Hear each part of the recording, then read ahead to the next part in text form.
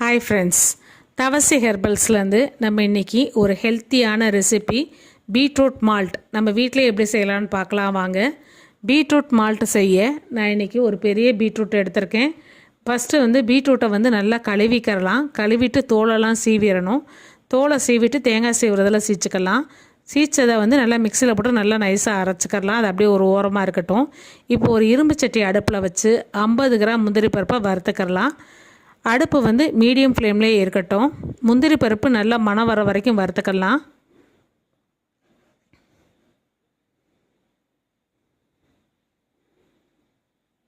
முந்திரி பருப்பு நல்லா வறுபடவும் அதை ஒரு பிளேட்டுக்கு மாற்றி ஆற வச்சுக்கலாம்.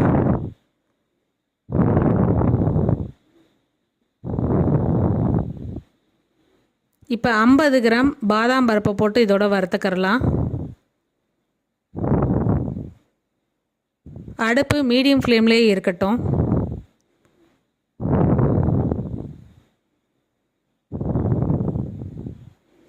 பாதாம் நல்லா வறுபடவும் அதையும் பிளேட்டுக்கு மாற்றி ஆற வச்சுக்கலாம். 5 கிராம் ஏலக்காவை போட்டு நல்லா மணம் வர வரைக்கும் வறுத்துக்கரலாம். பீட்ரூட்டில் ஒரு ரா ஸ்மெல் இருக்கும். அந்த ஃப்ளேவர் மாறுறதுக்கு நம்ம ஏலக்காய் சேர்க்குறப்ப நமக்கு மால்ட் நல்ல ஃப்ளேவராக இருக்கும், நல்ல டேஸ்ட்டாகவும் இருக்கும். பீட்ரூட்டோட ரா ஸ்மெல் இருக்காது. இப்போ நம்ம ஏற்கனவே அரைச்சி எடுத்து வச்சுருக்க பீட்ரூட்டை அதே பாத்திரத்தில் போட்டு நல்லா வதக்கிக்கலாம். பீட்ரூட்டை அரைக்கிறப்ப நம்ம தண்ணி எதுவும் சேர்க்கக்கூடாது. ஆனால் பீட்ரூட்டில் ஏற்கனவே அந்த ஜூஸ் இருக்கனால கொஞ்சம் தண்ணியாக தான் இருக்கும். அந்த தண்ணி வத்துற வரைக்கும் நம்ம நல்லா கிண்டி விட்டுக்கிட்டே இருக்கணும், அடி பிடிக்காத அளவு. அடுப்பு மீடியம் ஃப்ளேம்லேயே வச்சுக்கோங்க. பொதுவாகவே மால்ட் எப்போ செஞ்சாலும் சரி இரும்பு பாத்திரத்தையே பயன்படுத்துங்க. அதுதான் சிறந்தது மால்ட் செய்கிறதுக்கு.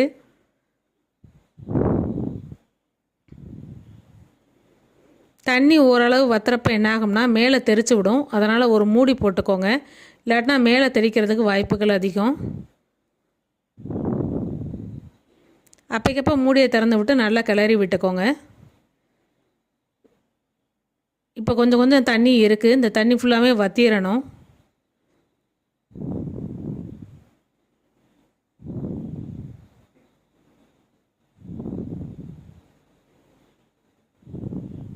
இப்போ தண்ணி நல்லா வத்திருச்சு.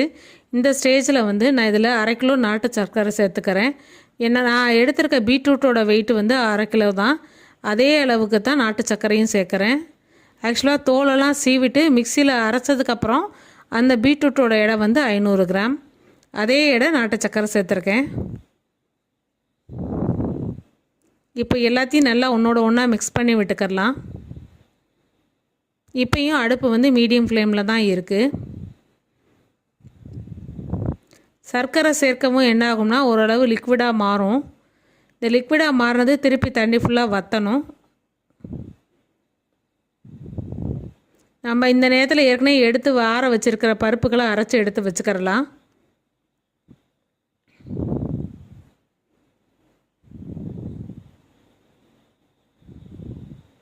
நல்ல தண்ணி பதம்லாம் வற்றி ஓரளவு சுருள ஆரம்பிச்சிருச்சு.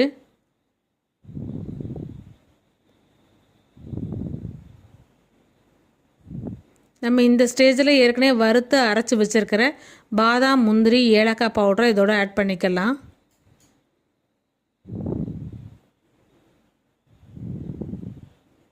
இப்போ கலர் அப்படியே லைட்டாக மாறுறதை நீங்களே பார்க்கலாம். இதுக்கு முன்னாடி டார்க் கலராக இருந்துச்சு. இப்போ பாதாம், முந்திரி, ஏலக்காய் போடவே கலர் லைட்டாக மாறுறதை நீங்களே பார்க்கலாம்.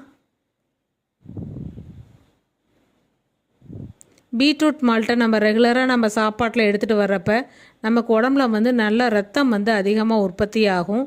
இரத்த நாளங்களில் உள்ள குறைபாடுகளை சரி செய்யும் ஆற்றல் பீட்ரூட்டுக்கு இருக்குது.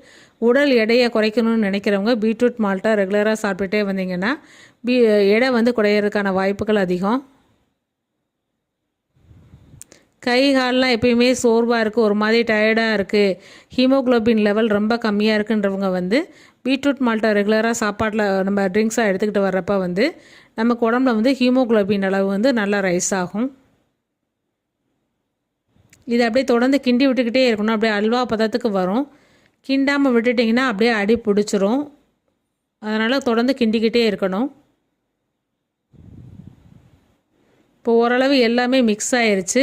நம்ம இந்த நேரத்தில் இதை எடுத்து ஆற வச்சுக்கலாம். நல்லா ஃபேன் காற்றுல வச்சு ஆற வச்சுட்டு கொஞ்சம் லேசாக சூடு இருக்கப்பயே வந்து நான் இதை பிளேட்டுக்கு மாற்றிக்கிறேன். இல்லாட்டினா பிளேட்டில் அதை பாத்திரத்துலேயே ஏற்கனவே பாதிக்கு மேலே பிடிச்சிக்கணும், நமக்கு வராது. அதனால் லைட்டாக சூடாக இருக்கிறப்பே நீங்கள் வந்து பிளேட்டுக்கு மாற்றி அதை சின்ன சின்ன கட்டிகளாக உடச்சி விட்டுக்கோங்க. ஏன்னா அப்போ தான் வந்து இதை நம்ம நல்லா ஆரம் மிக்சியில் போட்டு அரைக்க போகிறோம். பெருசாக இருந்துச்சுன்னா மிக்சியோட பிளேடெல்லாம் வந்து இதாகும். அதனால் கொஞ்சம் சின்ன சின்ன கட்டிகளாக உடச்சி விட்டுக்கோங்க. அப்போ தான் நமக்கு மிக்சியில் அரைக்கிறதுக்கு ரொம்ப ஈஸியாக இருக்கும்.